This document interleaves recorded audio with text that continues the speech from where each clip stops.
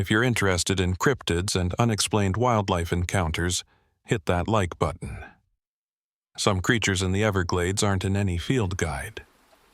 My name is Carlos Mendoza, and in 1993 I was working as a wildlife officer for the U.S. Fish and Wildlife Service in South Florida, specifically assigned to Everglades National Park.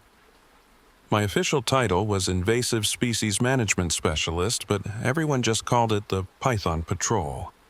Because that's what we were really doing, tracking and removing Burmese pythons that had begun establishing populations in the Everglades after Hurricane Andrew devastated the region in 1992. The pythons weren't native to Florida. They'd been imported as exotic pets in the 1980s, and when Andrew hit in August 1992, it destroyed breeding facilities and private collections. Hundreds, maybe thousands of pythons escaped into the Everglades. And the Everglades turned out to be perfect python habitat, warm, wet, full of prey animals. Within a year, we were seeing pythons everywhere. 8-foot snakes, 10-foot snakes, 14-footers that could swallow full-grown deer. My job was to track them, document their spread, and remove as many as possible before they devastated the native wildlife populations. It was difficult, frustrating work. The Everglades is 1.5 million acres of sawgrass prairie, hardwood hammocks, and mangrove forests. Finding a camouflaged snake in that terrain is nearly impossible. We were losing the battle before it really began. But in July 1993, I started noticing something strange. I'd find dead pythons.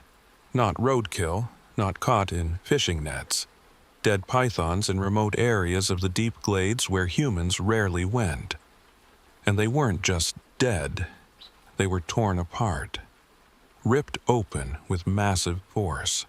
The kind of damage that suggested something very large and very strong had killed them. At first, I thought it was alligators. Gators and pythons were competing for the same ecological niche, and we'd documented confrontations before. But gator kills looked different. Gators crushed and drowned their prey. These pythons looked like they'd been grabbed and literally pulled in half. I started documenting the kills, photographing them, measuring the damage, trying to determine what could have caused it. The force required to tear apart a 12-foot python was enormous. Whatever was doing this was stronger than an alligator, stronger than a bear. And there were no bears in the Everglades. Then I found the tracks. Massive footprints in the mud near one of the dead pythons. 5-toed, vaguely human-shaped, but huge. 16 inches long, 7 inches wide. The tracks showed deep impressions, suggesting whatever made them weighed at least 400 pounds. And the stride length was over 6 feet, meaning the creature walked upright and stood at least 7 feet tall. I took photographs and plaster casts, sent them to a mammalogist I knew at the University of Miami. She called me back within 2 days. "Carlos, these prints don't match any known species in Florida. They're primate-like, but scaled up massively. If I didn't know better, I'd say you found tracks from a large ape, but there are no apes in the Everglades, unless someone's exotic pet escaped." "It's not a pet," I said. "These tracks are in areas 10 miles from the nearest road, and I found them at multiple sites across the deep glades. Whatever this is, it's established. It lives here." The mammalogist was quiet for a moment. "You know what people are going to say if you report this officially, right? They're going to say you found skunk ape tracks." I knew. The skunk ape was Florida's version of Bigfoot, a cryptid legend dating back to the 1960s. Reports described a large, ape-like creature that stood 7 to 8 feet tall, covered in reddish-brown fur, and produced an incredibly foul, sulfur-like smell. Hundreds of sightings over the decades, mostly in the Everglades and surrounding swamps, all dismissed as hoaxes, misidentifications, or folklore. But these tracks were real. The dead pythons were real. Something was in the deep glades, something large enough and strong enough to kill invasive snakes that nothing else in Florida could handle. I decided to investigate quietly. No official reports yet, just personal research to determine what I was dealing with. I started spending more time in the areas where I'd found the dead pythons and tracks, setting up trail cameras, looking for more physical evidence, talking to local people who worked in the deep glades. That's when I met Hector Ramirez. He was a third-generation Everglades guide, Miccosukee heritage, who'd been running airboat tours into the deep glades since the 1970s.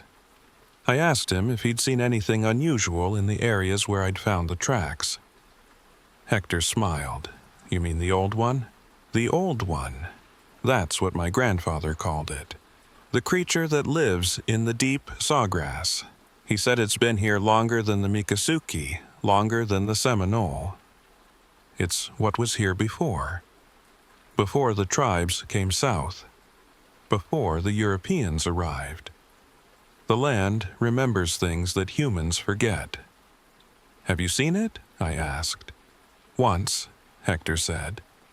"Maybe 20 years ago. I was running supplies to a research camp in the deep glades, middle of the night. Saw something moving through the sawgrass. Stood up on 2 legs, maybe 8 feet tall. Reddish fur, massive shoulders. It looked at me for maybe 5 seconds, then disappeared back into the grass. Moved so quietly I couldn't hear it over my airboat engine. Did it smell like sulfur?" Hector nodded. "Worst smell I've ever experienced. Like rotten eggs mixed with dead fish and sewage. Made me gag even at a distance. My grandfather said that's how you know it's near. The smell comes first, then the creature." "Why hasn't anyone documented this?" I asked. "With all the research in the Everglades, all the cameras and surveys, why no clear evidence?" Hector shrugged. "It knows to avoid people. Stays in the parts of the glades where airboats can't go, where the sawgrass is too thick for easy travel. And it's smart. Smarter than a normal animal. My grandfather said it's been avoiding humans for thousands of years. It knows what we are and what we do to things we don't understand." I spent the next 2 weeks setting up an extensive camera trap network in the deep glades. 20 trail cameras positioned in areas where I'd found tracks and dead pythons. If something was moving through those areas, I'd capture it on film. The first camera check 3 days later showed nothing unusual. Wildlife, birds, some alligators, no large primates. But 4 of my cameras had been moved, not knocked over by wind or animals, deliberately repositioned. The cameras were still mounted securely, still functioning, but they were now pointing in different directions, aimed at the sky or at dense vegetation instead of game trails. Whatever I was tracking had found my cameras and moved them. That level of behavior suggested intelligence far beyond normal wildlife. I reset the cameras, this time camouflaging them more carefully and positioning them higher in trees where they'd be harder to detect. I also added motion sensors that would alert me in real time when something triggered them. 2 days later, at 2:17 a.m., 6 of my sensors triggered simultaneously. Something was moving through the camera grid. I was at home in Homestead, 40 miles from the deep glades. By the time I could reach the area, whatever had triggered the sensors would be long gone, but the cameras would have recorded it. I drove out at dawn, took an airboat into the deep glades, following my GPS waypoints to the camera locations. The smell hit me half a mile out. Sulfur. Overwhelming, nauseating sulfur mixed with organic decay, just like Hector had described. The first camera I checked showed the creature clearly. It had walked directly past the camera at 2:17 a.m., close enough to be captured in perfect detail by the infrared sensors, and what I saw made my heart race. It was a primate, large, covered in reddish-brown fur, walking upright on 2 legs. But it wasn't like any primate I'd seen. The body proportions were wrong. Arms too long, shoulders too broad, head too small relative to the massive body. And the face, briefly visible as it glanced toward the camera, showed features that didn't match modern apes. The brow ridge was pronounced, the jaw massive, the eyes deeply set. I checked all 6 cameras that had triggered. Each one had captured the creature from different angles as it moved through the area. The footage was clear, undeniable. This wasn't a hoax or misidentification. There was a large, unidentified primate living in the Everglades. But what species? It didn't match any known ape. Gorillas were stockier. Orangutans had different proportions. Chimpanzees were smaller. This was something else, something that shouldn't exist in modern Florida. I reviewed the footage repeatedly, trying to identify distinguishing features, and that's when I noticed something that changed everything. In one frame, as the creature bent down to examine something on the ground, its profile was perfectly captured, and the skull shape, the facial structure, the body proportions, they matched Pleistocene-era primates, species that had supposedly gone extinct 10,000 years ago. I called the mammalogist again, sent her the footage. She called back within an hour, her voice shaking. "Carlos, where did you get this footage?" "From trail cameras in the Everglades. Is it real?" "It's real, but it's impossible. What you've documented looks like Gigantopithecus, a genus of ape that went extinct at the end of the Pleistocene epoch. They were the largest primates ever to exist, up to 10 feet tall, weighing up to 1,200 pounds, mostly found in Asia. But there's been speculation about North American populations that migrated across the Bering Land Bridge." "So this is a prehistoric ape?" I asked. "That's been surviving in the Everglades for 10,000 years?" "I don't know," she said. "The footage is clear, but I'd need more evidence. Physical specimens, DNA samples. But Carlos, if this is real, if there's a surviving population of Gigantopithecus in Florida, this is the most important zoological discovery of the century. You need to report this immediately." I wanted to, but I also knew what would happen if I went public. The Everglades would be flooded with researchers, media, cryptozoologists. The creature would be driven out of its habitat, possibly captured or killed. And if it had been surviving here for 10,000 years, it had clearly developed ways to avoid human contact. Mass attention would destroy that. I decided to gather more evidence before reporting. Find physical proof beyond photographs. Maybe collect DNA from the dead pythons. If the creature was killing them, it might leave genetic traces. I returned to the deep glades with collection equipment. Found a recently killed python, maybe 6 hours dead. Collected tissue samples from the wounds, looking for saliva or hair that might contain DNA. Also collected scat I found nearby that didn't match any known Florida species. Large, showing signs of omnivorous diet containing fur and plant material. I was preparing to leave when I heard movement in the sawgrass. Heavy, deliberate footsteps, and that smell, sulfur, stronger than before, close. I froze, slowly turned toward the sound, and there it was, about 50 feet away, standing in a clearing between sawgrass clumps. 8 feet tall, easily 500 pounds, covered in matted reddish-brown fur. It was staring directly at me. I'd handled dangerous wildlife before. Bears, alligators, venomous snakes, but this was different. The intelligence in those eyes was unmistakable. It wasn't looking at me like a predator evaluating prey. It was looking at me like another intelligent being trying to determine my intentions. We stood there for maybe 30 seconds, both absolutely still. Then the creature made a sound. Not a roar or growl. A vocalization that sounded almost like speech. Deep, resonant with complex modulation. Like it was trying to communicate. I didn't move. Didn't reach for my radio or camera. Just maintained eye contact, trying to convey that I wasn't a threat. And slowly, the creature turned and walked away. Disappeared back into the sawgrass without making a sound despite its massive size. I stood there for another 5 minutes, processing what I'd experienced. A face-to-face encounter with a creature that shouldn't exist, and it had chosen not to attack, had evaluated me and decided I wasn't worth confronting. I returned to my truck and drove straight to the University of Miami, showed the mammalogist the footage and told her about the encounter. She was both excited and terrified.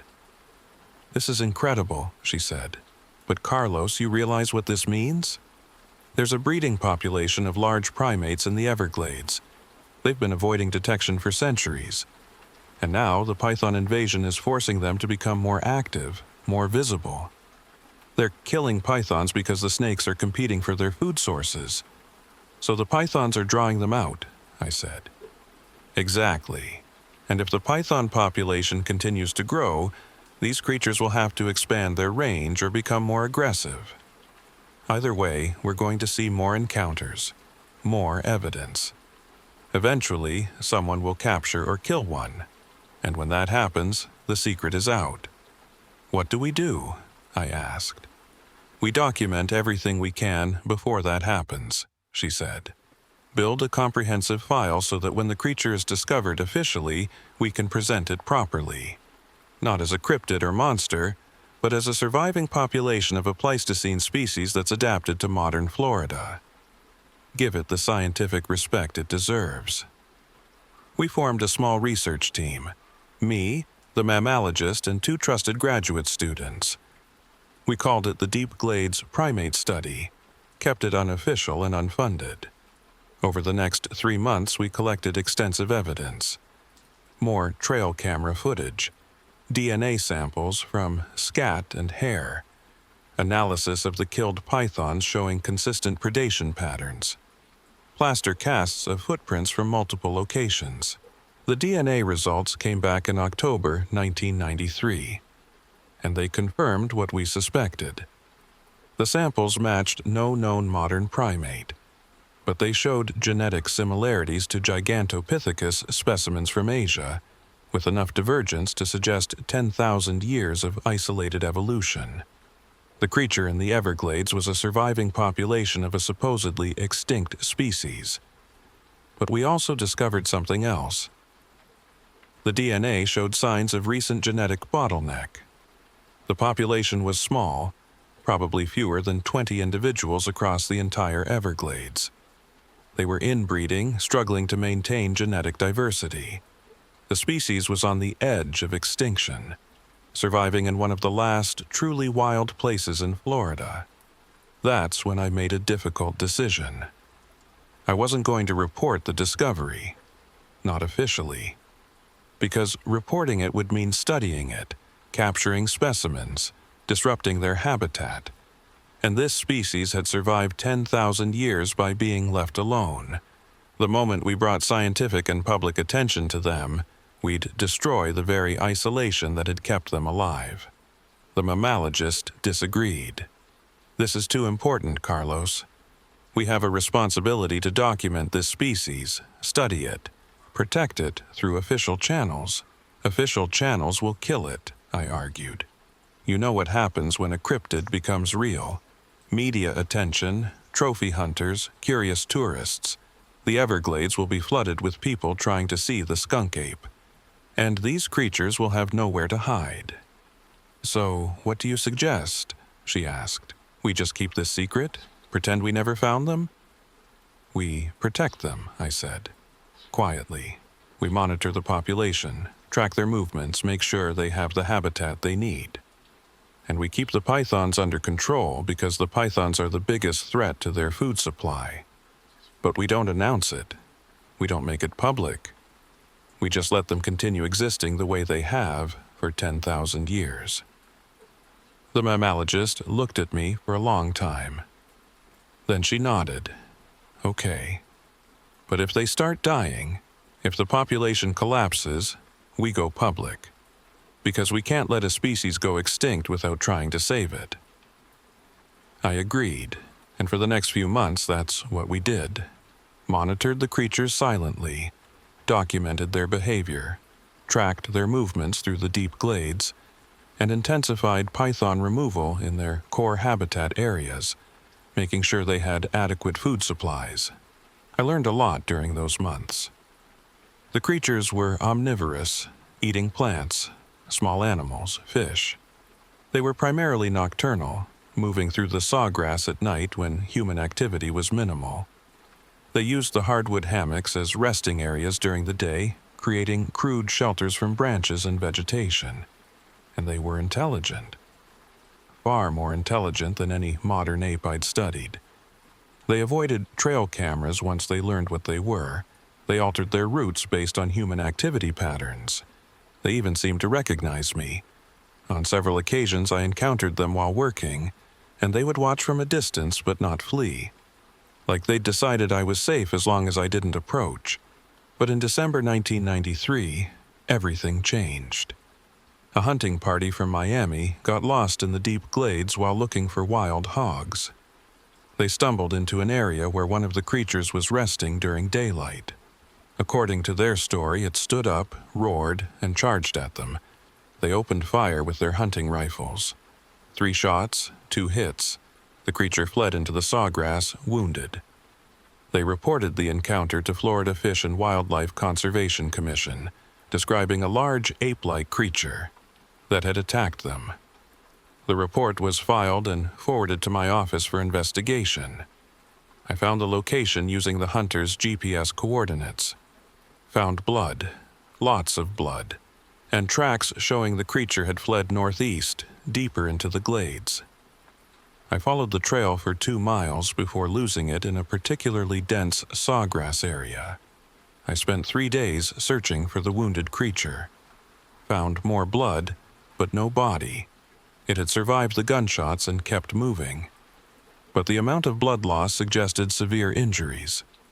The creature was probably dying somewhere in the deep glades and I couldn't find it. On the 4th day of searching, I found something else. A gathering site. Multiple sets of tracks, different sizes, all converging on a hardwood hammock. And in the center of the hammock, I found what looked like a grave. Freshly disturbed earth, arranged in a mound. The other creatures had buried their dead. That level of behavior, grief, burial rituals, communal mourning, that wasn't just intelligence. That was culture. These weren't just surviving Pleistocene apes. They were a species with complex social structures, possibly even a form of language or tradition. And we'd killed one of them. I photographed the site, took samples of the disturbed earth, and then I left, feeling sick. We'd managed to keep the species secret for 3 months, but one random hunting encounter had resulted in death. If we didn't protect them more actively, they'd be extinct within a generation. I went to the Florida Fish and Wildlife Conservation Commission. Told them I'd investigated the hunter's report and found evidence of a large primate in the Everglades. Showed them photographs and DNA results. Recommended immediately closing the deep glades to hunting and establishing a protected research zone.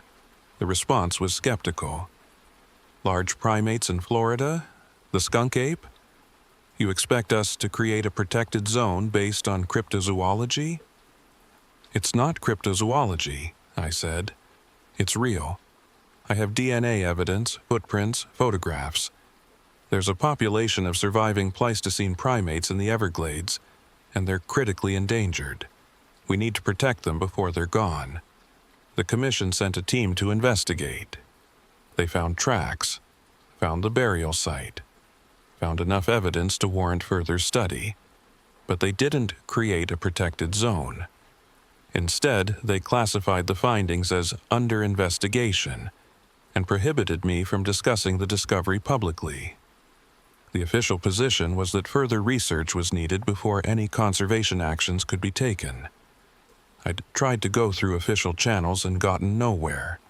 The bureaucracy wanted more proof before acting, even though by the time they had enough proof, the species might be extinct.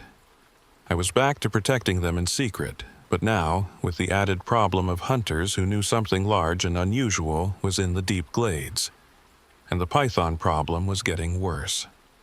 More breeding populations establishing, more pythons spreading through the Everglades, which meant more competition for the creatures' food sources, which meant they'd have to become more active, more visible, more likely to encounter humans. I was trying to protect a species that didn't want to be found, using resources I didn't officially have against threats I couldn't control. And I knew that eventually I was going to fail. Eventually, another hunter would shoot one, or a researcher would capture one, or the pythons would devastate the ecosystem so completely that the creatures couldn't survive. The question was whether I could keep them alive long enough to change the system, to convince enough people that this species deserved protection, to create a future where they didn't have to hide, but time was running out, and the skunk ape, Florida's impossible cryptid, was running out of places to hide. January 1994 marked the worst python breeding season we'd ever documented in the Everglades. The previous year's Hurricane Andrew had created perfect conditions for the invasive species to explode in population. And now we were seeing the consequences ripple through the entire ecosystem. But what we didn't anticipate was how this ecological disaster would force our hidden neighbors into increasingly desperate situations. I'd been documenting their movements for 3 weeks since the burial site discovery, carefully mapping territories and trying to establish some kind of pattern. What I found disturbed me more than the initial encounter. The family group, what I estimated to be 17 individuals, had been systematically pushed deeper into the park's most inhospitable regions, areas where even experienced rangers rarely ventured. The python invasion wasn't just competing for food sources, it was actively displacing apex predators, and these creatures were caught in the middle. My supervisor, Regional Director Patricia Hammond, called an emergency meeting on January 19th. When I arrived at the Homestead office, I wasn't surprised to see representatives from the Florida Fish and Wildlife Conservation Commission already seated around the conference table. What had surprised me was the presence of 2 men in dark suits who identified themselves as consultants from the CDC's Division of Vector-Borne Diseases. Hammond got straight to the point. The hunter who'd shot the creature in December had been hospitalized with a severe infection. The wound on his arm, where the dying animal had scratched him during the encounter, had developed into something the local physicians couldn't identify. The tissue samples they'd taken showed unusual bacterial colonies, something that didn't match any known pathogen in their database. That's when the CDC got involved. Officer Mendoza, one of the CDC representatives, said, consulting his notes, "Your report mentions direct contact with one of these specimens, extended visual observation at close range. We need to ask you some specific questions about that encounter." For the next 2 hours, they grilled me about every detail. The creature's respiration patterns, visible injuries or abnormalities, any discharge from its eyes or mouth, the condition of its skin, the characteristics of its vocalizations. They wanted to know if I'd experienced any symptoms since the encounter: unusual fatigue, fever, respiratory issues, changes in cognition. I answered honestly, but I could see where this was headed, and it wasn't good for the creatures. "We're recommending a comprehensive capture and quarantine protocol," the second CDC representative announced. "If these animals are carrying novel pathogens, we need to understand the public health implications. The Everglades sees thousands of visitors annually, hunters, fishermen, campers, photographers. We can't risk a zoonotic outbreak." I felt my chest tighten. These animals have been here for thousands of years, possibly tens of thousands. If they were carrying dangerous pathogens, we'd have seen evidence in the indigenous populations who've shared this territory with them. The Miccosukee and Seminole have oral histories about these creatures that go back generations. "Oral histories aren't epidemiological data," the first representative countered. "And the fact that indigenous populations may have developed immunity doesn't mean the general public has the same protection. We're talking about potential exposure to Pleistocene-era microorganisms. The hunter's infection suggests these animals could be reservoir hosts for bacteria that modern immune systems aren't equipped to handle. Hammond looked uncomfortable. What exactly does a capture and quarantine protocol entail? We'd need to establish a secure facility, the CDC representative explained. Ideally, we'd capture multiple specimens for comprehensive study: blood work, tissue samples, behavioral observation, genetic analysis. We'd need to rule out tuberculosis, novel herpes viruses, prion diseases, parasitic infections. The list is extensive. I couldn't stay quiet. You're talking about these animals like they're lab specimens. According to our genetic analysis, there are fewer than 20 individuals left. This is a critically endangered species, possibly the last remnant of a genus we thought was extinct. Capturing even a few of them could destabilize the entire population. That's assuming your genetic analysis is accurate, one of the FWC representatives interjected. We still haven't been able to verify those DNA results through our own labs.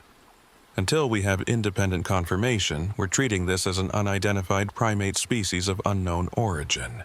The meeting ended with a compromise that satisfied no one. FWC would authorize increased monitoring and documentation, but hold off on active capture operations until we had more data.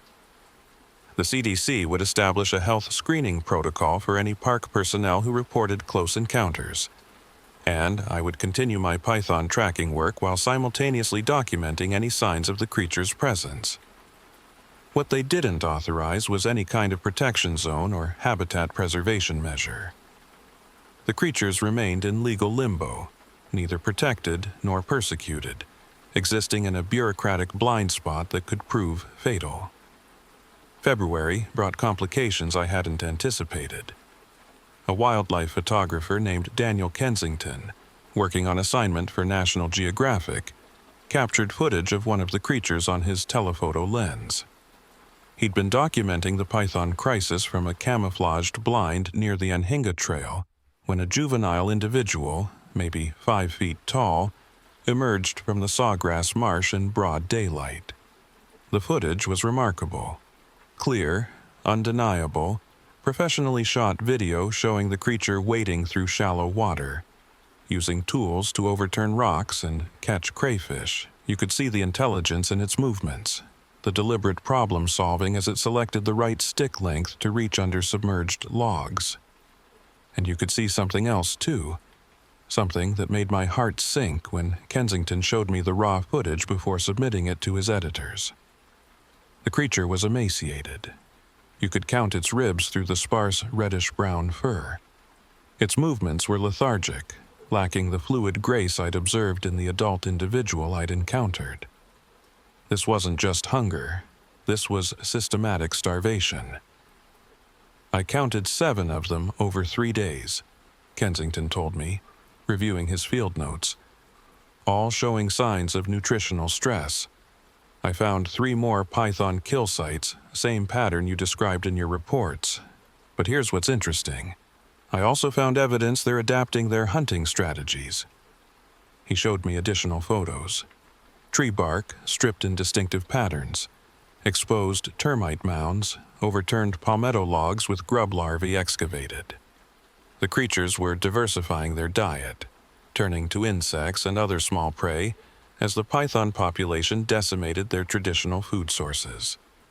They're intelligent enough to adapt, I said. That's actually encouraging. Maybe, Kensington replied.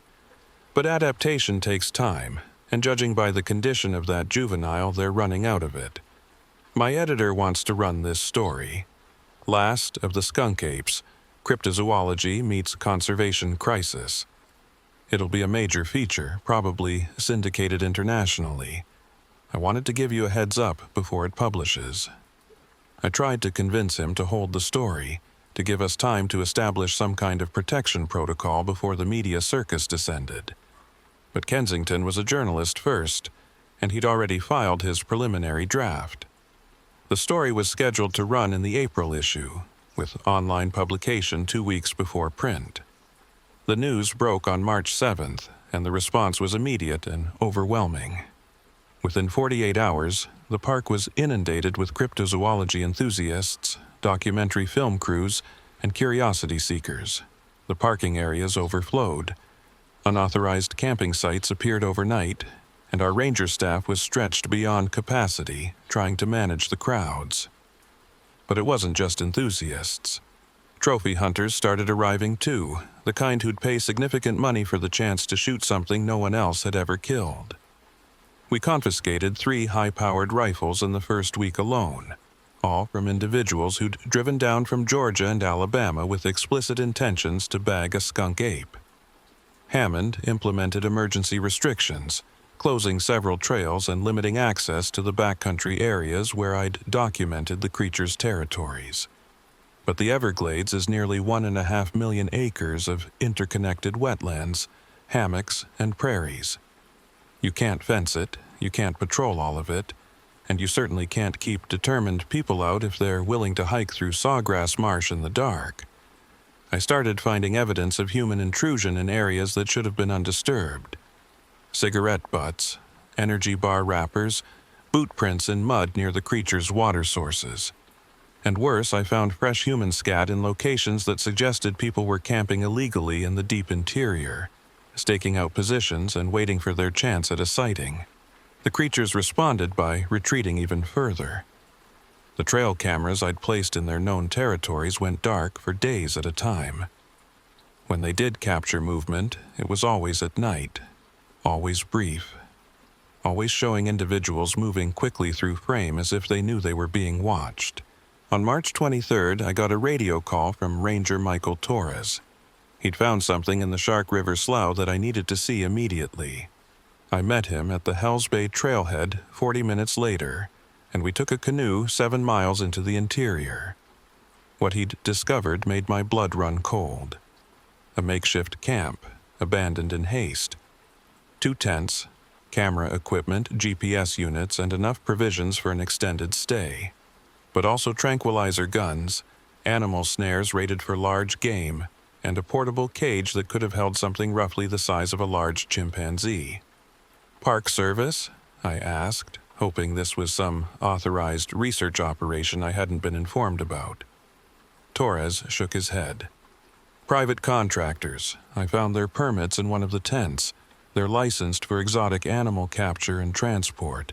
Usually work with zoos and wildlife facilities.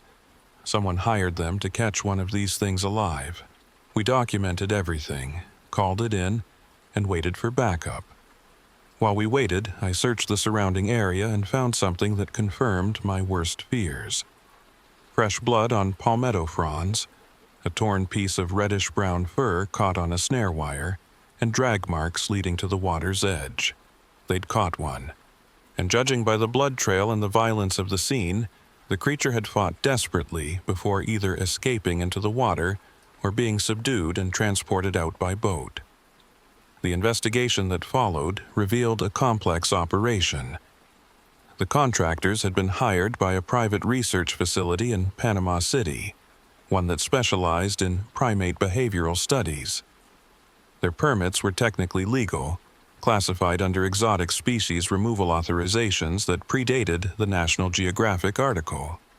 The creatures hadn't been officially recognized as endangered, so there were no specific protections in place to prevent their capture.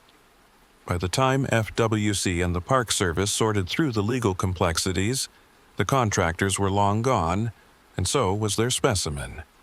We put out alerts to all Florida ports and airports, checked exotic animal transport permits, contacted every primate facility in the southeast. Nothing. Whoever had orchestrated this operation knew how to move an animal without leaving a paper trail.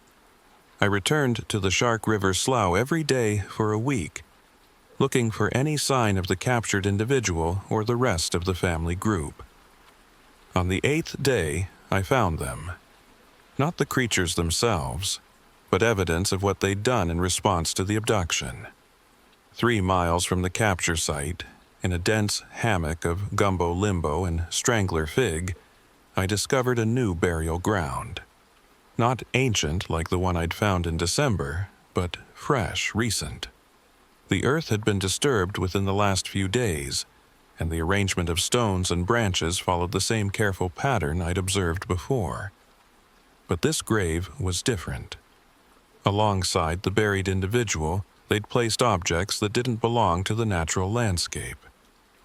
A broken camera lens, clearly taken from the contractor's abandoned equipment. A piece of fabric torn from one of their tents, and most disturbing, a child's toy, a small plastic dinosaur that must have fallen from someone's backpack months or years ago, carefully positioned at the head of the grave. They were making a statement. These creatures understood symbols, understood representation and meaning. They'd associated the human artifacts with death, with loss, with the taking of their family member, and they'd buried these objects alongside their dead as a form of protest or perhaps as a warning, or maybe as something more complex that I couldn't fully comprehend. I photographed everything, documented the site with the same meticulous detail I'd applied to the previous burial ground. But this time, I didn't report it through official channels. I kept the documentation private, stored on a personal drive, because I knew what would happen if the scientific community learned about this level of cognitive sophistication. They'd stop seeing these creatures as animals that needed protection. They'd start seeing them as research subjects that needed to be studied, captured, tested, and ultimately destroyed in the pursuit of understanding. The very intelligence that made them remarkable would become the justification for their exploitation. April brought new pressures from unexpected directions. A coalition of cryptozoology organizations, led by a particularly vocal group called the International Cryptid Conservation Society, began lobbying Congress for immediate endangered species protections. Their intentions were good, but their methods were counterproductive. They held rallies in Miami, circulated petitions, and generated exactly the kind of sensationalist media coverage that attracted even more unwanted attention to the park. Meanwhile, the scientific establishment remained skeptical. Without access to the original DNA samples, which had mysteriously disappeared from the University of Miami lab, mainstream researchers refused to accept the Gigantopithecus identification. Alternative theories proliferated. Some suggested the creatures were escaped circus animals, hybrid chimps that had been released or escaped decades ago. Others proposed they were elaborate hoaxes, people in costumes perpetuating the Skunk Ape legend for tourism dollars. The hunter who'd shot the creature in December recovered from his infection, but the CDC never identified the bacterial strain that had caused it. Their investigation concluded with a vague report about unknown environmental pathogens and recommendations for improved hygiene protocols for park visitors. No mention of the creatures, no acknowledgement of their potential role as disease vectors, just bureaucratic language that said nothing while implying everything. I received a memo from Hammond in late April. Budget cuts were forcing a reorganization of the invasive species management program. My position was being reclassified from field specialist to administrative coordinator, effective June 1st. I'd be working primarily from the homestead office, analyzing data and writing reports, with limited time allocated for actual field work. The message was clear. Someone higher up the chain had decided I was too invested in the creatures, too willing to prioritize their protection over other management objectives. By pulling me out of the field, they could control the narrative, limit my access to sensitive areas, and ensure future documentation went through proper channels. I had less than 6 weeks to make a difference. Using my remaining field time, I implemented a strategy I'd been planning since the National Geographic article published. I couldn't protect all of the creature's territory, but I could make certain key areas less accessible. I worked with Torres and 2 other rangers I trusted, installing additional signage that warned of dangerous wildlife, unstable terrain, and unexploded ordnance from old military training exercises. We created subtle obstacles, fallen trees positioned to block easy access routes, dense palmetto thickets that would deter casual hikers, controlled burns in specific areas that would regenerate as impenetrable sawgrass barriers. Nothing illegal, nothing that would draw scrutiny from our supervisors, just small adjustments that would make the creature's core territories more difficult to reach. I also reached out to the Mikosuke Tribal Council. The creature's primary range overlapped with traditional tribal lands that had been incorporated into the park through complex historical agreements. If anyone had both the legal standing and the cultural motivation to protect these animals, it was the indigenous communities who'd coexisted with them for generations. The meeting took place in early May at the tribal headquarters on the Tamiami Trail. I presented everything I documented, showed them the photographs, explained the population crisis and the threats from poachers and researchers. I didn't have to convince them the creatures existed. They already knew. What they didn't know was how close the animals were to extinction. Council Chairman Billy Osceola listened in silence, studying the burial site photographs with particular intensity. When I finished my presentation, he spoke for nearly 20 minutes in Mikasaki, the tribal language I didn't understand. The translator provided a condensed version. "We call them the Old Ones," the translator said. "They were here before us, before the white settlers, before the Spanish. The stories say they came from the north, running from the cold, seeking refuge in the warm waters and dense forests. They taught our ancestors which plants were medicine, which animals were sacred, how to read the storms and the tides. We have an obligation to protect them, not as animals, but as elders who shared their wisdom." Chairman Osceola switched to English. "What do you need from us?" "Access restrictions," I said. "The tribal lands overlapping the park give you special management authority. You can limit entry, establish cultural protection zones, enforce regulations that the Park Service can't or won't implement. If we can create a buffer area around their core territory, we might be able to give them the space they need to survive this python crisis." The council voted unanimously to establish a cultural heritage protection zone covering 12,000 acres of their traditional lands within the park boundary. The designation wouldn't keep everyone out, but it would give tribal rangers legal authority to remove trespassers and would provide additional penalties for anyone caught hunting or trapping in the designated area. It wasn't enough, but it was something. A small, bureaucratic barrier between the creatures and the humans who wanted to capture, kill, or study them to death. On May 15th, 3 weeks before my fieldwork was scheduled to end, I received an anonymous message through the Park Service email system. No sender information, no signature, just a brief note that included GPS coordinates and a time 0400 hours, May 17th. I knew I shouldn't go. It could be a trap, poachers who'd identified me as an obstacle to their plans, or researchers trying to bypass official channels to gain access to the creatures. But the coordinates were located in an area I'd never fully explored, a remote section of sawgrass prairie that didn't match any of the territories I'd documented. I went alone, arriving an hour before dawn with full gear and a satellite phone.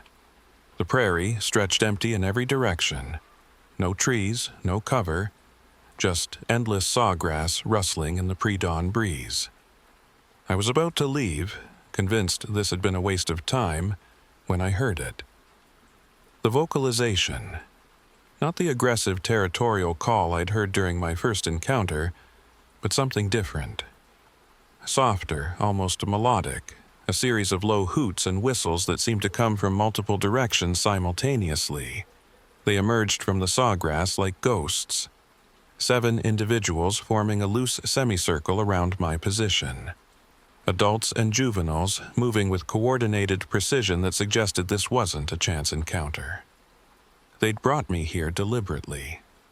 The largest individual, possibly the same one I'd seen in December, stepped forward.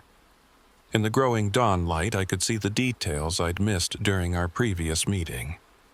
the gray muzzle suggesting advanced age, the scarring on the chest and arms indicating a lifetime of survival in a hostile environment, and most striking, the eyes that held not just intelligence but something that looked very much like sadness.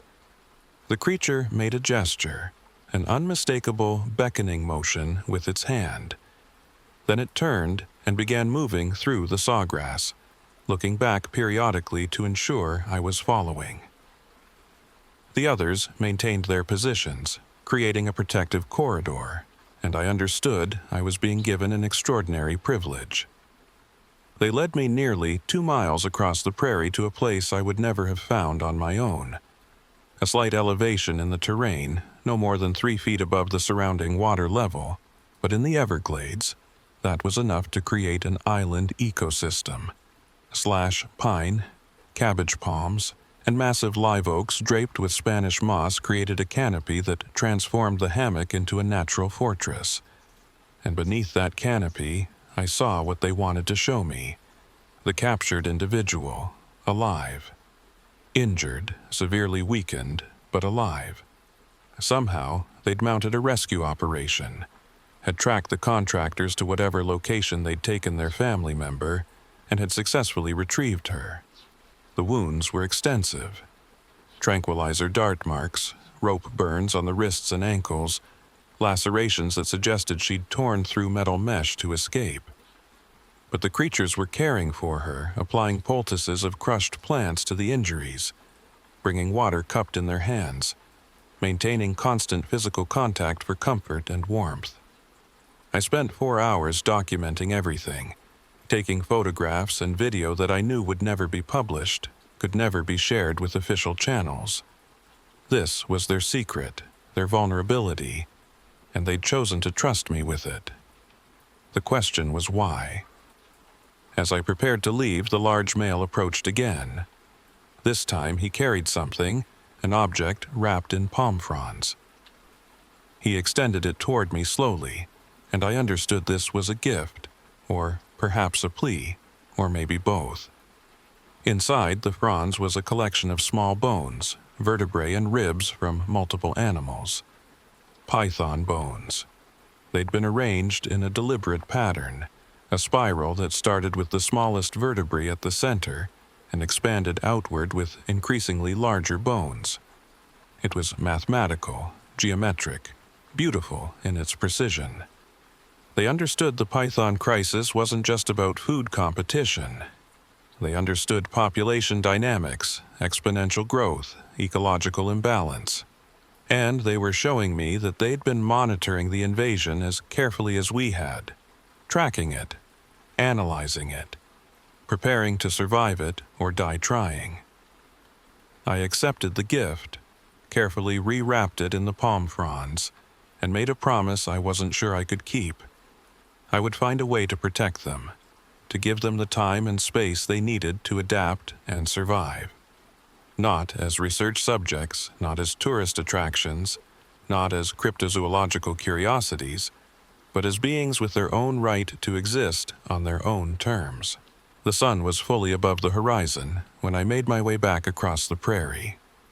Behind me, the hammock disappeared into the morning haze, just another anonymous island in an endless landscape of sawgrass and water. I deleted the GPS coordinates from my device, tore up my field notes, and took a route back to my truck that would leave no trail for anyone to follow. June first arrived, and I reported to the administrative office in Homestead as instructed. They gave me a desk, a computer, and a stack of Python population data to analyze. I smiled, thanked them for the opportunity, and began planning how I was going to use my new position to protect the creatures from inside the bureaucracy that had failed them. Because sometimes, the only way to fight the system is to become part of it, to learn its rules and exploit its weaknesses, to use its own procedures and protocols to create the protection it refuses to provide officially. The creatures had shown me their spiral of bones, their understanding of patterns and cycles in the long game of survival. It was time I started thinking the same way. The first thing I learned about bureaucratic resistance is that it's slow, methodical, and nearly invisible to those who aren't looking for it. From my new desk and homestead, I had access to every python management database, every visitor permit request, every research proposal submitted for work in the Everglades.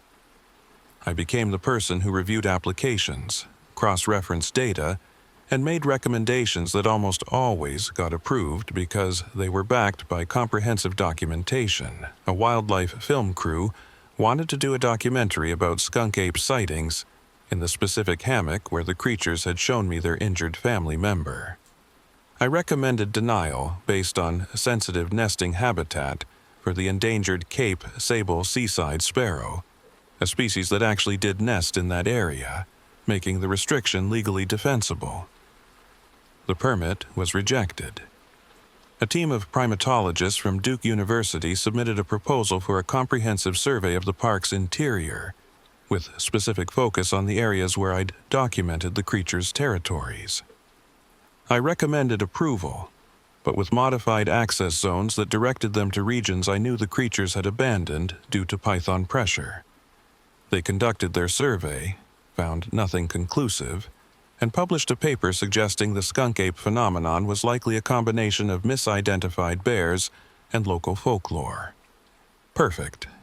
Amateur cryptozoologists continued to arrive in droves throughout the summer of 1994, but most lacked the skills and equipment necessary to penetrate the deep interior.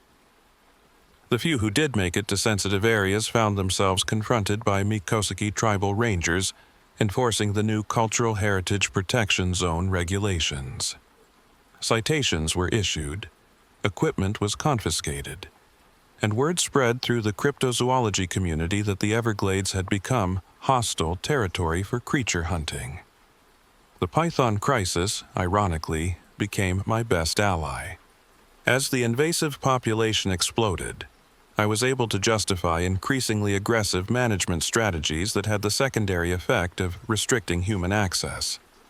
We established python removal zones that required special permits, implemented mandatory guide requirements for certain trails, and created buffer areas around documented python nesting sites that happened to overlap with the creature's core territories. Every restriction was justified by legitimate environmental concerns. Every denied permit was backed by policy and precedent. I became very good at saying no in ways that looked like I was saying yes to public safety and conservation priorities. But the creatures themselves were struggling. Torres, who'd been quietly monitoring the hammock where we'd found the injured individual, reported declining activity. The trail cameras I'd hidden showed the family group spending more time foraging and less time in social behaviors. The rescued female had survived, but her recovery was slow, and her mobility remained limited. The python population had reached critical mass. We were removing hundreds weekly, but for every one we caught, 10 more were breeding in the vast interior wetlands where our teams couldn't effectively operate. The ecological balance had shifted fundamentally, and the creatures were on the wrong side of that equation. In September, I received a call from Chairman Osceola. He wanted to meet privately, away from the tribal headquarters, somewhere we could talk without being overheard. We met at a small fishing camp on the northern edge of tribal lands, just the two of us and the sawgrass prairie stretching to the horizon. "They're leaving," he said without preamble. "Moving north, maybe west. Our rangers have found abandoned sites, trails leading away from their traditional territories. They're relocating." I felt a mixture of relief and concern. Relocation meant they were adapting, making strategic decisions to survive. But it also meant they were moving into areas we hadn't protected, zones where they'd be vulnerable to new threats and unfamiliar human populations. "Do you know where they're going?" I asked. Osceola shook his head. "They're being careful, leaving no clear trail, but I think that's the point. They've learned that being documented, being known, brings danger. They're choosing invisibility over territory. That might be the smartest thing they could do," I admitted. If they can establish themselves somewhere remote enough, somewhere the python population hasn't reached yet, they might have a chance. There's something else, Osceola said. Before they left, they created another burial site. Not for a dead individual, but for objects. Human objects. The tranquilizer equipment from the contractors, pieces of trail cameras, even some of the signage we'd installed for the protection zone. They buried it all in the same ceremonial pattern they use for their dead. They're severing the connection, I realized, symbolically ending their relationship with humans, with our technology, with our world. They're choosing complete isolation. My grandfather had a story, Osceola said, staring out across the marsh. He said the old ones came to us once, long ago, when they needed help understanding the new world the Ice Age had left behind. We learned from each other, shared knowledge, coexisted. But when the Europeans arrived, when the violence and disease and displacement began, the old ones withdrew. They'd seen what humans were capable of, and they chose to hide rather than risk extinction. And now history's repeating itself, I said. We've pushed them to the edge again, and they're making the same choice. Disappear or die. Osceola nodded slowly. Maybe that's wisdom we should respect. Not every mystery needs to be solved. Not every species needs to be studied. Sometimes the greatest act of conservation is knowing when to let something remain wild and unknown. We sat in silence for a long time, watching the sun track across the vast wetland sky. Finally, Osceola stood and extended his hand. "Thank you for what you tried to do," he said. "The protection zone will remain in place, but we'll stop actively monitoring for them. If they want to vanish, we'll help them by forgetting." I understood what he was offering. An agreement to let the creatures fade into legend, to stop documenting, stop tracking, stop trying to prove their existence. It went against everything my training had taught me about wildlife management, but it aligned perfectly with what the creatures themselves had chosen. "I'll delete my files," I said. "All the photographs, all the GPS data, everything that could lead someone to them. As far as official records show, the skunk ape remains unconfirmed, just another cryptozoological curiosity with no hard evidence." "What about your memory?" Osceola asked. "Will you forget too?" I smiled sadly. "No, but I'll keep it private, personal. Something I witnessed but can't prove, can't share, can't use to build a career or write a paper. Just one more mystery the Everglades keeps." The fall and winter of 1994 passed quietly. The media attention faded as news stories captured public imagination. The cryptozoology enthusiasts moved on to other alleged sightings in other locations. The scientists who'd been skeptical remained skeptical, vindicated by the lack of new evidence. And the National Geographic article became just another interesting but ultimately unverifiable report in the long history of skunk ape claims. I spent those months systematically erasing the documentation trail. The photographs were deleted from every backup drive. The DNA analysis results disappeared from the university database during a convenient server migration. The trail camera footage was corrupted by magnetic interference. Every piece of hard evidence that could have confirmed the creature's existence was carefully eliminated, and I made sure the deletions looked like technical failures rather than deliberate acts. Torres and the two other rangers who'd helped me protect the territories were quietly reassigned to different positions across Florida's state parks. Nothing punitive, just routine transfers that dispersed the small group who knew the truth. We stayed in contact through occasional phone calls, never discussing the creatures directly, but each of us knowing what we'd witnessed and what we'd agreed to protect through silence. The Python management program continued, evolving into the comprehensive removal operation that still exists today. We never did solve the invasive species problem, but we learned to manage it, to minimize the ecological damage, to protect the native species that could adapt quickly enough to survive. The Everglades transformed, became something different than it had been, a new ecosystem shaped by human intervention and invasive pressures. And somewhere in that transformed landscape, I believe the creatures were adapting too, learning to avoid humans completely, moving through territories we'd never think to search, surviving in the spaces between our maps and our understanding. I stayed with the Park Service for another 12 years, eventually becoming a regional coordinator for invasive species management across South Florida. The promotion gave me broader authority to implement protection strategies across multiple parks and preserves. I used every tool at my disposal, establishing wildlife corridors that happened to connect potential refuge habitats, implementing seasonal closures that restricted access during critical periods, creating research restrictions that prevented invasive monitoring in sensitive areas. The bureaucratic machinery I'd learned to manipulate became increasingly sophisticated. I built relationships with other agencies, coordinated with state and federal land managers, participated in policy committees where I could influence regulations before they were finalized. Nothing I did explicitly mentioned the creatures, but every decision I made considered their potential needs, their possible territories, their survival requirements. During those years, I trained a generation of younger rangers and wildlife officers in what I called defensive conservation.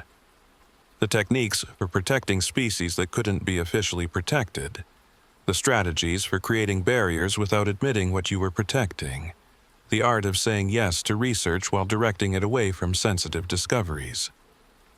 Some of them understood what I was really teaching.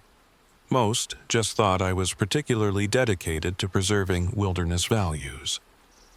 I mentored 17 field specialists during my tenure as regional coordinator. 3 of them eventually figured out there was something specific I was protecting, something beyond the official endangered species lists and management priorities. We never discussed it explicitly, but I could see the recognition in their eyes when they reviewed certain permit denials, when they noticed the pattern of restricted areas that didn't quite align with documented critical habitats. They became part of the silent network, rangers and officers across South Florida who understood that the wilderness held secrets worth protecting through omission rather than documentation. We communicated through seemingly routine administrative decisions, through the placement of signage and the timing of prescribed burns, through the careful curation of which researchers got access to which areas. The python removal program expanded dramatically during those years, employing hundreds of professional hunters and developing increasingly sophisticated tracking methods. I made sure that expansion happened in ways that left gaps, corridors that received lower priority, regions where removal efforts were always scheduled during seasons when the snakes were least active. It wasn't about letting the pythons win. It was about ensuring that the ecological pressure didn't eliminate every possible refuge. In 2006, I retired from federal service and took a position as a consultant for the Miccosukee tribe, helping them develop environmental management strategies for their reserved lands. Chairman Osceola had long since retired himself, but his successor, a younger council member named Jimmy Cypress, knew the full story. He'd been briefed on the creatures, the protection efforts, and the agreement to let them remain undocumented. The tribal consultation work gave me different kinds of access. I could work in areas where federal employees faced restrictions, could implement management strategies without the same level of documentation required by government agencies, could make decisions based on traditional ecological knowledge rather than purely scientific data. The Miccosukee understood stewardship in ways that transcended Western conservation models. They'd been protecting sacred sites and culturally significant species through deliberate non-disclosure for centuries. Adding one more species to that protection was natural, expected, respected. "Do you think they're still out there?" Jimmy asked me once during a survey of wetland restoration sites. "I don't know," I admitted. "I haven't seen evidence in years, haven't heard reports that seemed credible. But absence of evidence isn't evidence of absence, especially for something that's spent thousands of years perfecting the art of not being found." "Maybe that's all we need to know," Jimmy replied. "That they might be out there, somewhere continuing. The possibility is enough." He was right, of course. The certainty, the confirmation, the documented proof would have destroyed them. The mystery, the ambiguity, the inability to definitively prove their existence became their greatest protection. In trying to confirm they were real, we would have made them extinct. By accepting that we couldn't know for certain, we gave them the space to survive. I'm writing this in 2024, 30 years after those events in the Everglades. I'm 72 years old now, long retired, living in a small house on the edge of Big Cypress National Preserve. The python problem we were just beginning to understand in 1994 has become a full-blown ecological disaster, with tens of thousands of the invasive snakes established throughout South Florida. The Everglades, I knew, has changed dramatically, transformed by climate change, sea level rise, urban expansion, and the relentless pressure of invasive species. But the wilderness remains. Maybe not as pristine, maybe not as untouched as it once was, but still vast, still wild, still capable of hiding secrets in its sawgrass prairies and mangrove labyrinths. And sometimes, very rarely, I hear stories that make me wonder. A family camping in the backcountry reports finding massive footprints near their tent, 5-toed and clearly primate, but when rangers investigate, there's no evidence. A wildlife photographer captures a blurred image of something large and bipedal moving through the trees at dawn, but the photo is too unclear for definitive identification.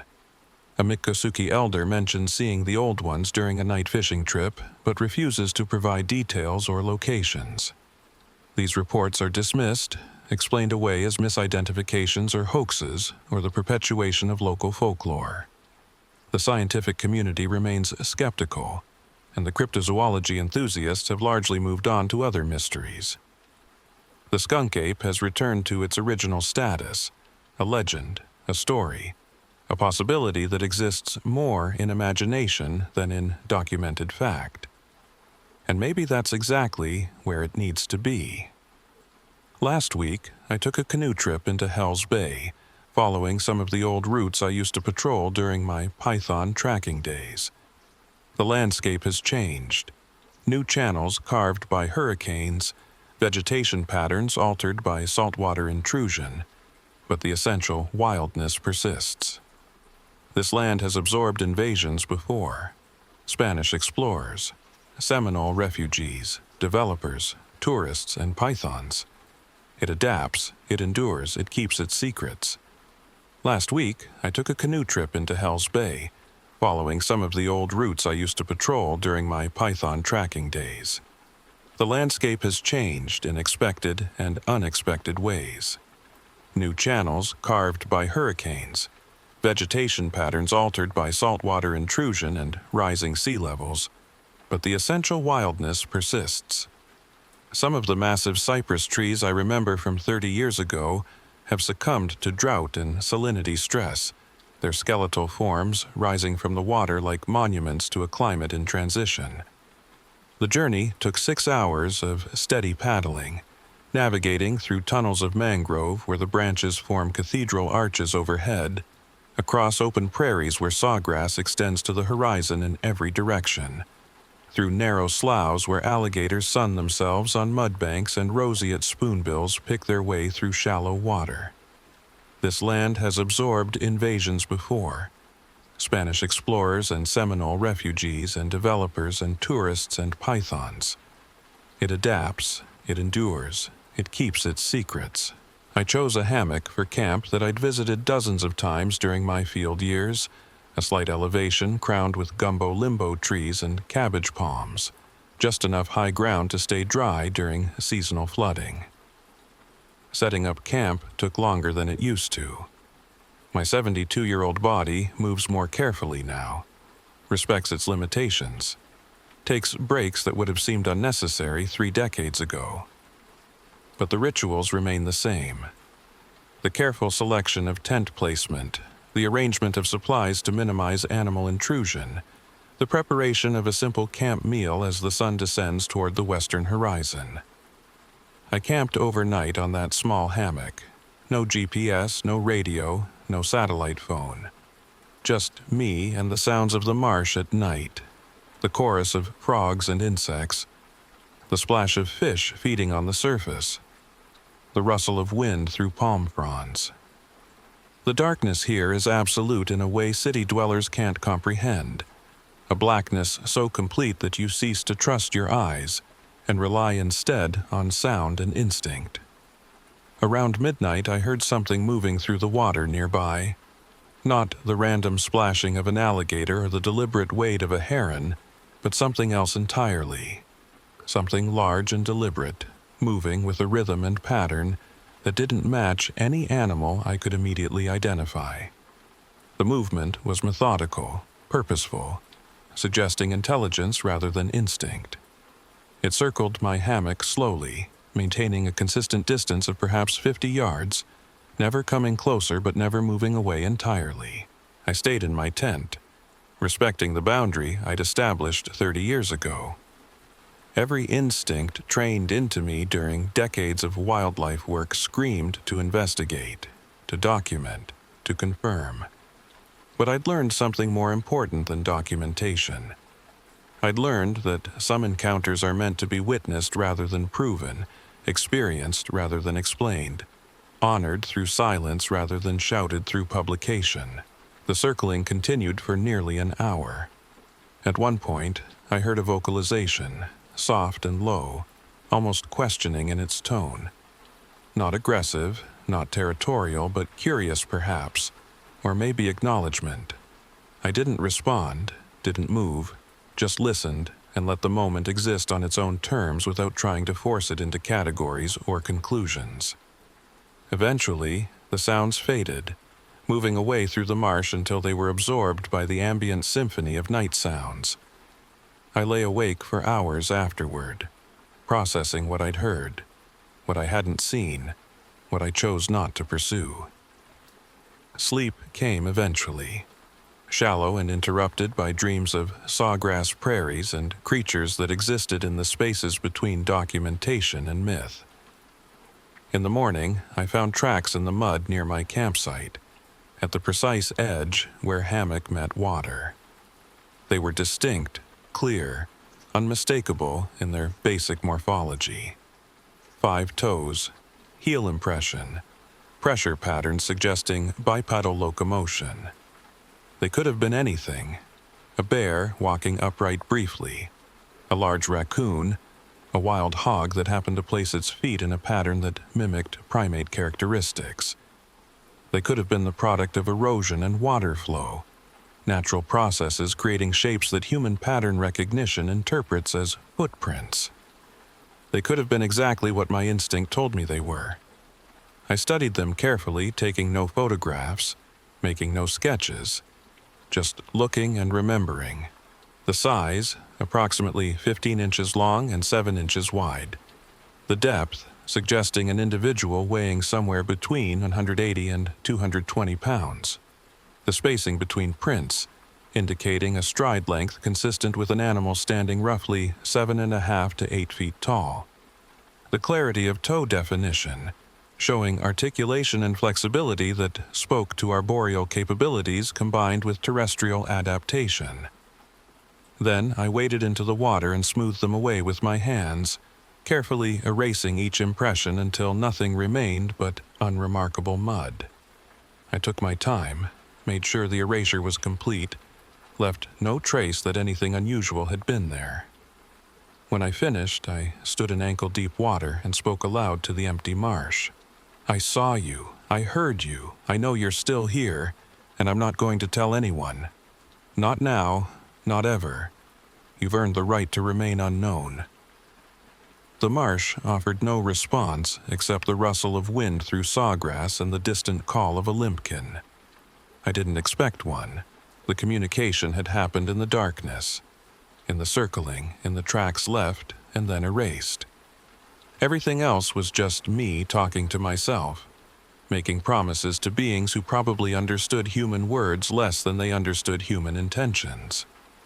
Some people might call that destruction of evidence, a betrayal of scientific integrity, a missed opportunity to finally prove something extraordinary.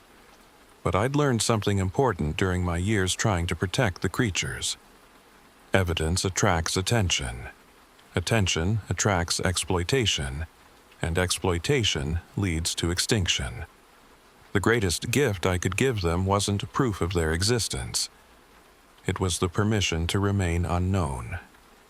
The Everglades keeps many secrets. In its 1.5 million acres of wetland and forest, in its countless hammocks and slough and prairies, there's room for mysteries to persist.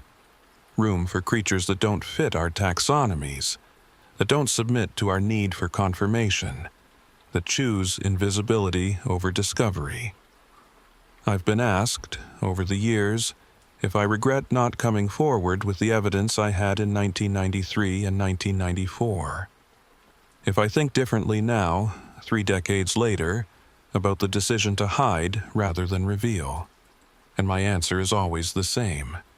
I witnessed something extraordinary, something that challenged our understanding of what exists in the modern world. But I also witnessed the violence that discovery brings, the exploitation that follows documentation, the way human curiosity transforms into human domination. The creatures showed me their intelligence, their culture, their vulnerability, and they showed me what they wanted, which was to be left alone. So yes, I regret nothing. I protected something rare and irreplaceable by choosing silence over recognition. I prioritized survival over science, and I accepted that some mysteries are more valuable unsolved than proven. The Python crisis continues. Climate change accelerates. Development pressure increases. The Everglades faces existential threats that dwarf anything it encountered in the past. But somewhere in that vast wilderness, I choose to believe there's a family of beings who learned to adapt, who survived by becoming invisible, who persist in the spaces we don't control and can't fully explore. They're out there. Maybe. Probably. Possibly.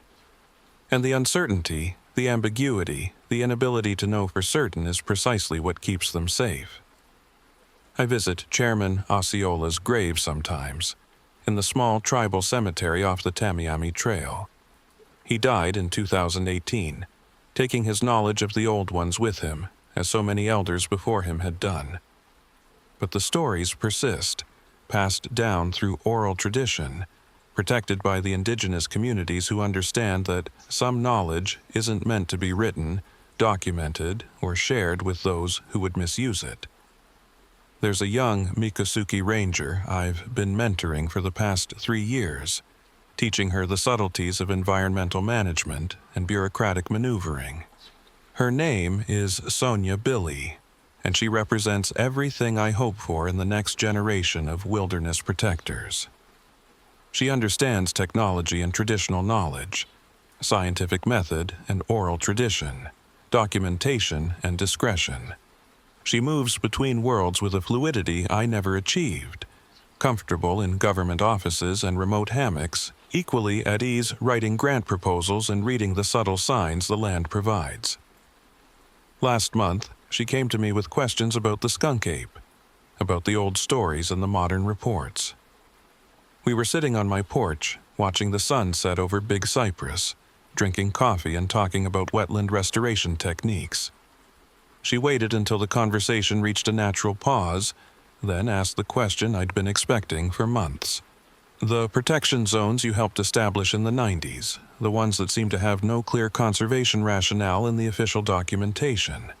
They weren't really about the Cape Sable seaside sparrow or python management, were they?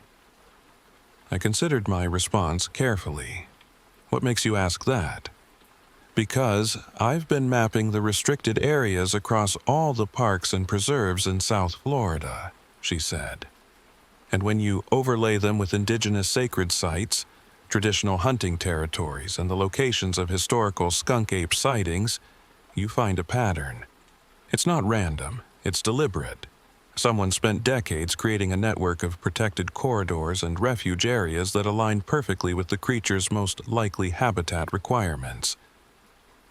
She pulled out her laptop and showed me the maps she'd created.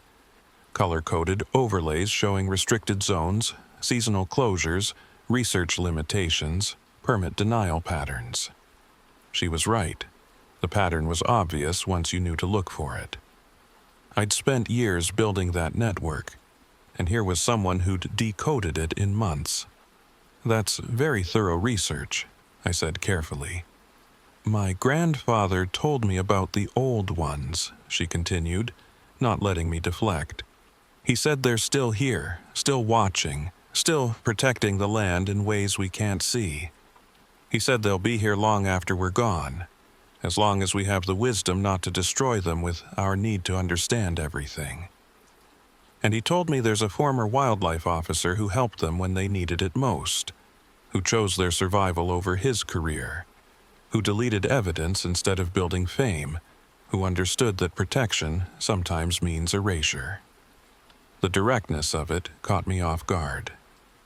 I'd expected the younger generation to be more focused on data and documentation, less comfortable with the ambiguity required to protect something through non-disclosure. But Sonia represented a different synthesis, combining the precision of modern conservation science with the wisdom of traditional ecological knowledge. If that officer existed, I said slowly, and if he had made those choices, what would you think of that decision? I'd think he understood something most conservationists never learn, Sonia replied. That visibility isn't always protection, that documentation can be a death sentence, that sometimes the greatest act of love for a species is letting it disappear from our records while ensuring it has space to persist in reality. And if you were in his position now, I asked, what would you do differently? She thought about that for a long time, staring out at the darkening preserve. Nothing, she finally said. I'd do exactly what he did. Build the protections without naming what's being protected. Create the network without drawing attention to its purpose. Train the next generation to maintain the silence while continuing the work. Because the moment you officially protect something, you also officially acknowledge it exists. And acknowledgement brings scrutiny. Scrutiny brings research. Research brings exploitation. You're wise beyond your years, I said. I'm learning from someone who figured this out decades ago, she replied with a slight smile. And I'm going to make sure his work continues. The network needs updating. Climate change is shifting habitat boundaries. Sea level rise is eliminating coastal refuges. Development pressure is increasing. The corridors you established 30 years ago need to be adapted for current conditions. How would you do that? I asked, genuinely curious about her approach. The same way you did, Sonia said. Bureaucratic creativity. There's a proposal for a major restoration project in the southern Everglades, billions of dollars in funding to restore historical water flows and rebuild degraded ecosystems. I'm on the Technical Advisory Committee. We're determining which areas receive priority protection, which regions get enhanced management, which locations become restricted access zones. Every decision I make will consider not just the documented species, but the possible ones. The ones that need protection precisely because they're not on any official list. I felt something loosen in my chest, a tension I'd been carrying for years without fully recognizing it. The work would continue. The protection would persist. The network wouldn't die with me. Your grandfather would be proud, I said. So would yours, she replied. and we sat in comfortable silence as full darkness settled over the preserve. The sun sets over the Everglades tonight like it has for millions of years, turning the sawgrass gold and the water crimson, casting long shadows across a landscape that refuses to be fully known. From my porch, I can see the edge of Big Cypress, the beginning of wilderness that extends for thousands of square miles, most of it still inaccessible to anyone who isn't willing to walk for days through terrain that hasn't changed since the Pleistocene. Somewhere in that wilderness, something moves, something survives, something persists against the odds. I don't have proof, can't offer evidence, won't provide GPS coordinates or photographic documentation. But I've spent 50 years working in these wetlands, learning their rhythms, understanding their secrets, developing an instinct for what belongs and what doesn't. And that instinct tells me the old ones are still here, still adapting, still choosing invisibility over discovery. The python crisis we documented in the 90s has become a permanent feature of the South Florida ecosystem. We remove tens of thousands annually now, employ professional hunters year-round, use tracking dogs and radio telemetry and sophisticated surveillance technology. But the snakes persist too, finding ways to survive our removal efforts, adapting to our strategies, breeding in areas we can't effectively access. The Everglades has absorbed them the way it's absorbed every other invasion, incorporating the new threat into its ancient patterns of survival and change. And in that adaptation, in that continuous negotiation between invasive pressure and native resilience, I believe the creatures have found their own accommodation. They've learned to hunt pythons themselves, perhaps, adding the snakes to their diet the way they once added whatever new prey species arrived with each glacial cycle. They've learned to avoid humans with even greater skill, perfecting their already sophisticated invisibility. They've learned to live in territories too remote, too hostile, too fundamentally inhospitable for human intrusion. They've become ghosts in the very landscape that created them, and in becoming ghosts, they've achieved perfect protection. Sonia's work continues expanding the network of protection zones, adapting the strategies for new conservation challenges, training younger rangers and managers in the art of bureaucratic invisibility. She's better at it than I ever was, more sophisticated in her understanding of how modern environmental policy works, more skilled at navigating the complex relationships between federal agencies, state governments, tribal authorities, and private conservation organizations. The next generation will do better than mine did. They'll have better tools, broader authority, more resources. But more importantly, they'll have better wisdom. They'll understand what we took too long to learn, that not everything needs to be documented, that some mysteries serve conservation better than certainty, that the greatest act of protection is sometimes in creating the space for something to remain undiscovered. I've been asked, over the years, if I regret not coming forward with the evidence I had in 1993 and 1994. If I think differently now, 3 decades later, about the decision to hide rather than reveal. And my answer is always the same, though I understand it more deeply with each passing year. I witnessed something extraordinary, something that challenged our understanding of what exists in the modern world, what survived the Pleistocene extinctions, what persists in the spaces between our maps and our categories. But I also witnessed the violence that discovery brings, the exploitation that follows documentation, the way human curiosity transforms into human domination. The creatures showed me their intelligence, their culture, their vulnerability.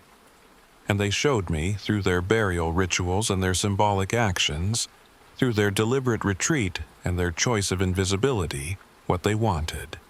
They wanted to be left alone, to survive on their own terms, in their own ways, without becoming subjects of study or objects of fascination or targets of exploitation. And respecting that choice, honoring that desire, was more important than any contribution I could have made to primatology or conservation biology or cryptozoology.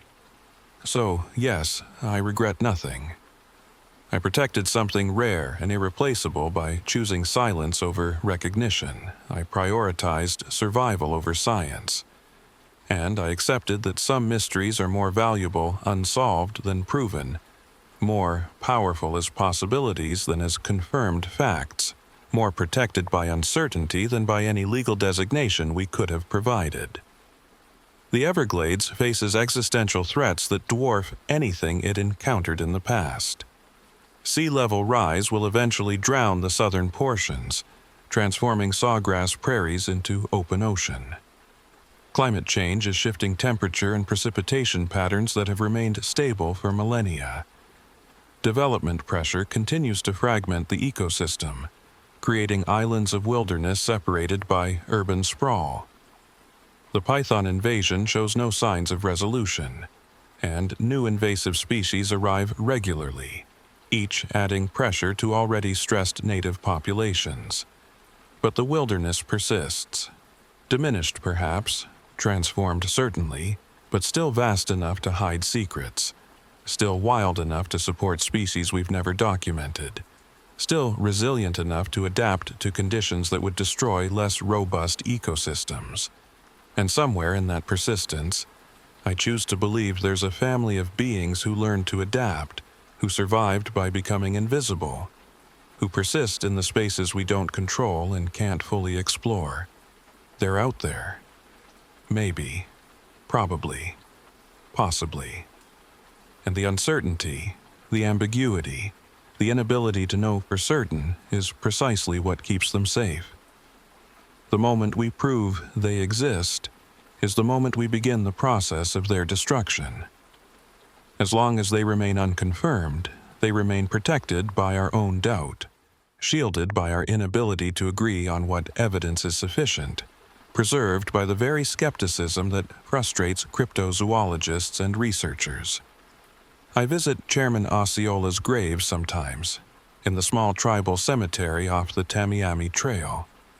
He died in 2018, taking his knowledge of the old ones with him, as so many elders before him had done. But the stories persist, passed down through oral tradition, protected by the indigenous communities who understand that some knowledge isn't meant to be written, documented, or shared with those who would misuse it. There's a simple stone marker, his name and dates in English on one side, something in Mikaska'i on the other that I can't read. I bring tobacco sometimes, following a tradition Sonia taught me, offering respect to someone who understood wisdom in ways I'm still learning. We sit there, Osceola and I, one alive and one dead, both keeping the same secret, both protecting the same beings, both trusting that silence serves survival better than certainty ever could. And that's all I need to know. That's all any of us should need to know. The mystery endures. And in its endurance, so does hope.